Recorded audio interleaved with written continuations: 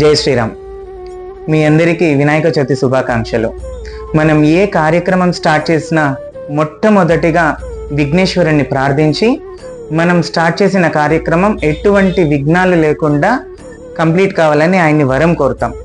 మన భక్తికి మెచ్చి వెంటనే మనం అడిగిన వరాలు ఇచ్చేటువంటి వరసిద్ధి వినాయకుడు ఉన్న భూమిలో మనం ఉన్నందుకు ఎన్నో జన్మల పుణ్యం చేసి ఉంటాం. మన సనాతన ధర్మంలో వినాయక చవితి అంటే ఒక ఈవెంట్లా కాకుండా ప్రపంచ వ్యాప్తంగా ఎంతో భక్తిగా, శ్రద్ధగా, శరణాగతితో, నమ్మకంతో ఆహ్లాదకరమైన ఒక వాతావరణంలో ఒక పండుగలా జరుపుకుంటాం.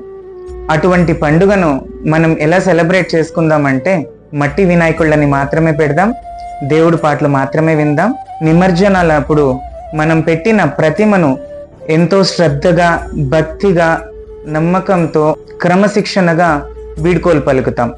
మరొకసారి మీ అందరికీ వినాయక చవితి శుభాకాంక్షలు. జై వినాయక, జై గణేశ, జై శ్రీరామ్.